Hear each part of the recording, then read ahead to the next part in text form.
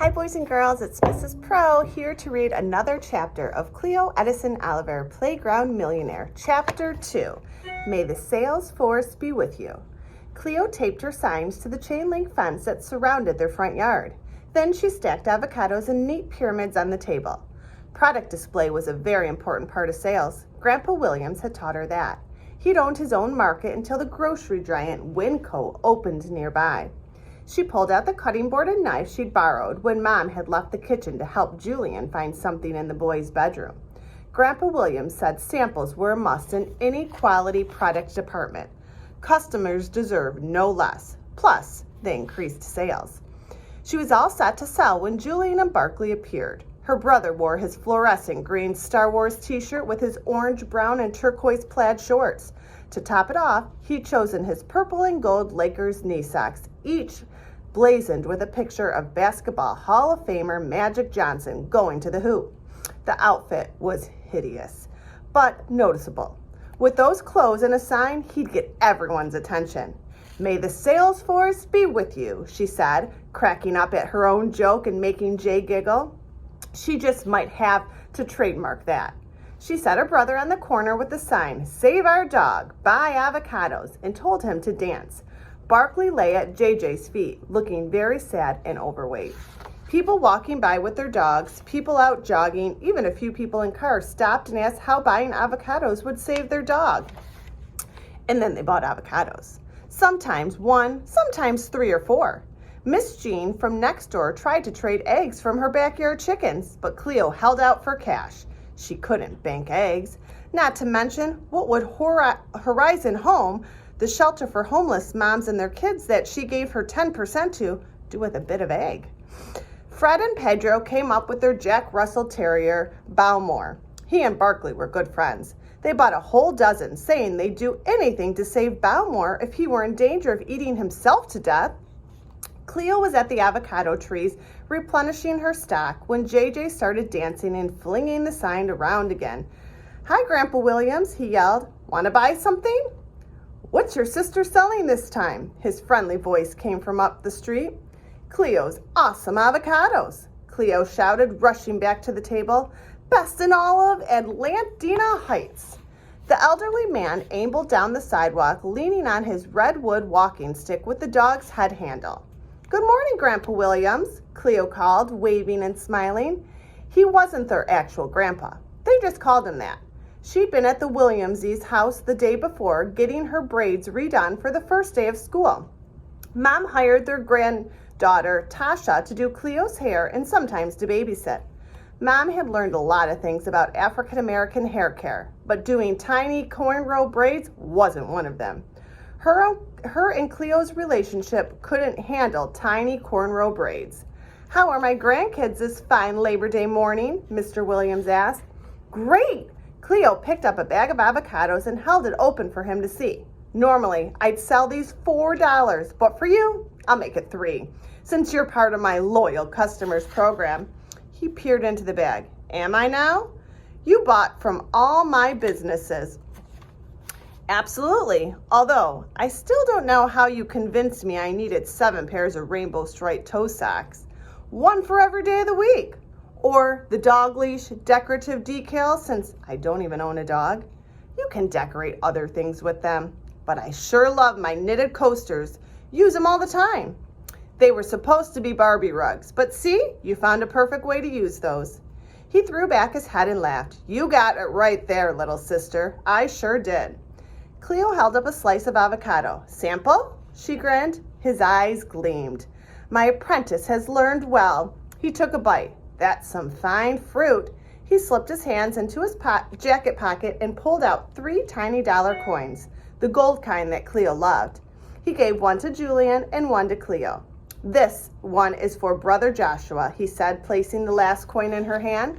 She wanted to say that as a president of the company, she made the financial decisions, but she couldn't talk back to Grandpa Williams. Plus, Jay had helped. He deserved to be paid.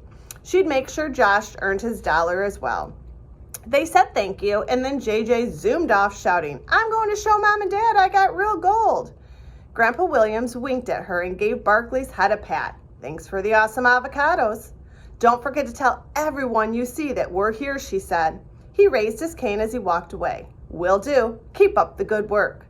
Cleo was at the table counting her money when Josh came around the corner with his bin of Dino-Formers. His LA Dodgers cap snugged his curly hair as usual. The hat, a gift from his and JJ's first mom, Melanie, never left his head when he was outdoors. 28, 29, Cleo counted. Josh's eyes got huge when he saw her pile of dollar bills. Whoa, you made all that money? Uh-huh, and there's plenty more where this came from. She mentioned to the trees in their yard. At least another $30 hung on the branches. Barkley hobbled over. Cleo kissed the top of the dog's head. Thanks for getting fat, Barks. I might never have realized what a gold mine I was sitting on. She held up an avocado, green gold. Josh set down his toy bin. Barkley stuck his nose into it and sniffed around. No, Barkley. Josh pushed the dog's head away. Cleo finished counting the dollar bills, all 33 of them. This was the quickest and easiest money she'd ever made from a business. She sold plant bulbs. Mom hadn't been too happy when she'd found out Cleo had dug them up from her flower beds, had drawn tattoos, God's eyes, and rides on her slip and slide. Plus, products from a catalog like tins of popcorn and toe socks, decorative decals, which could be used for dog leashes or other things, and Barbie rugs. But nothing had come close to generating this kind of dough. She couldn't believe this amazing business opportunity had been right in front of her face the whole time, and she'd missed it. Avocados just seemed so, well, avocado-y. Bland and unexciting and not a very attractive color of green, but people wanted them. Speaking of gold, help me sell and I'll give you this $1. She held up the coin from Grandpa Williams. He held out his hand. That's mine already, JJ told me. Her shoulders drooped. Okay. She dropped the coin into his palm, then perked up again. Help me sell and I'll give you 25 cents a bag. She was feeling generous, and she didn't want to be alone. That's not very much. Josh crossed his arms and narrowed his eyes. I've already sold 10 bags. 10 more and you'll have $10.50. $3.50 with Grandpa Williams's money to put towards that Nerf gun. What do I have to do? Here, she held out the Save Our Dog, Buy Avocado sign. Just dance around on the corner like the pizza guy sign on Lake Avenue. The pizza sign guy was a real professional. He could do 2 complete spins while his sign was up in the air. No way, too embarrassing. She shrugged. Fine by me. A silver SUV chugged up the street. Cleo ran to the curb waving the sign, best avocados in all of Atlantina Heights. Cheaper than the store. Great guacamole. The SUV drove past without slowing. Oh well, she'd get the next one. She turned back to the table. Josh held up Mom's knife by its handle. Mom doesn't let you use this knife. It was true. The fancy Global Chef knife Mom had bought from the infomercial was off limits. How do you know? Because I heard her tell you couldn't. That was a long time ago. No, it wasn't. Well, maybe she's changed her mind. I'm telling her you took her knife. No, Josh. He started toward the gate. She dropped the sign and rushed after him. He walked faster. She had to be careful. He was holding a sharp knife after all. Barkley barked but didn't try to keep up with them. I'll give you another $1. Just let me have it, Josh. He fumbled with the gate latch. You're going to be in big trouble. The little termite. Why did he always have to ruin everything? She snatched his hat and bolted. Give it back, he shouted. The knife clattered on the sidewalk. Barkley barked louder. Cleo couldn't afford to look back or worry about the knife now. She gripped her flip-flops with her toes and ran for her life. If Josh caught her, there was no telling what he'd do. He may only have been 6 to her 10, but he was strong, much stronger than he was mad. Josh sprinted behind her, screaming, past Miss Jean's house, past the Williamses, almost to Kaylee before he faked one way and went the other. Barely escaping his grasp, she squealed at the thrill of almost getting caught, then giggled.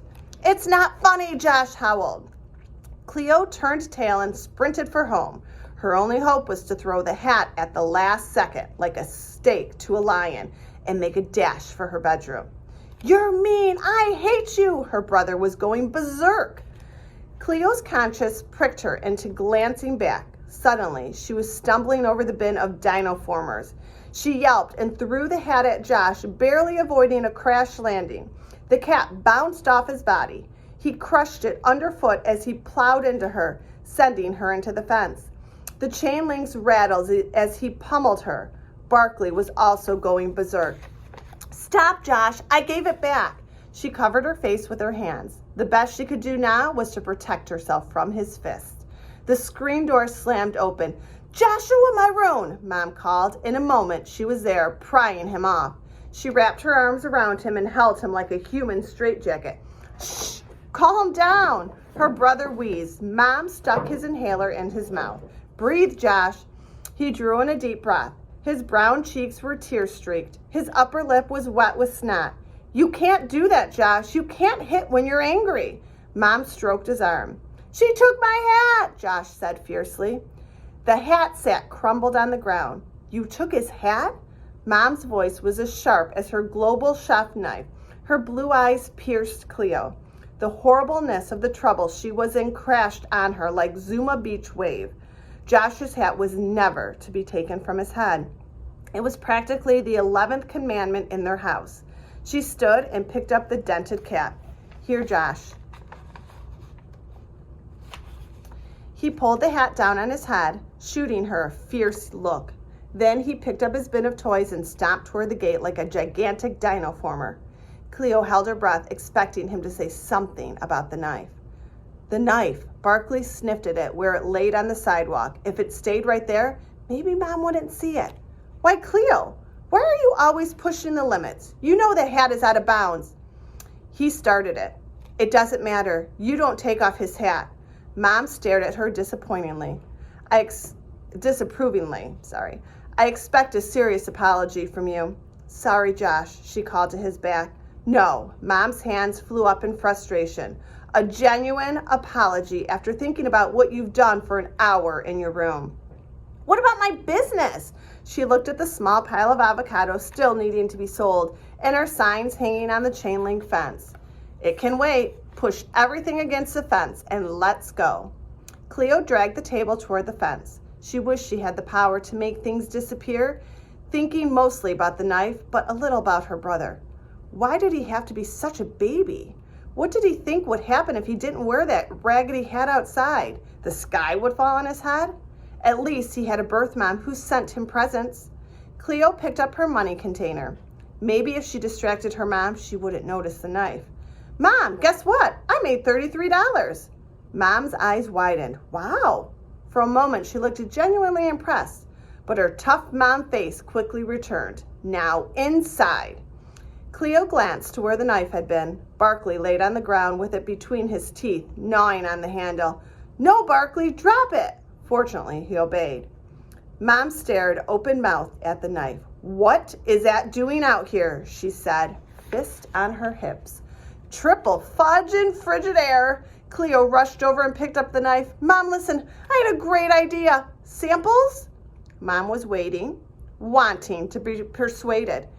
"People can't resist samples, Mom. Did you know that samples increase sales by 28%? Cleo didn't know that for sure, but it sounded about right. Mom crossed her arms, blinked. Cleo held up the money container again. "I can make more, lots more." Mom shook her head, looking seriously disappointed in her one and only daughter. "Cleo, I don't really care about the money. I care that you took what wasn't yours without asking. Twice." Cleo's shoulders dropped. The container hung at her side. "I needed it to cut the avocados." "You're not allowed to cut with it. You know that too. It's a very sharp knife, Cleo. The sharpest one I have. It's also my best knife, not to be flung around outside or chewed on by the dog." She held out her hand. Cleo gave her the knife. "But I'm almost 11. I can handle it." "You don't decide that." "I was careful. I didn't hurt myself." "I'm glad, but that's not the point." Mom sighed. "I'm sorry, Cleo, but you pushed too far this time. Business is over. You're done for the day." I hope you guys enjoyed Chapter 2. Enjoy talking about the book and the trivia questions with your family, and I will see you tomorrow for Chapter 3. Happy reading, friends.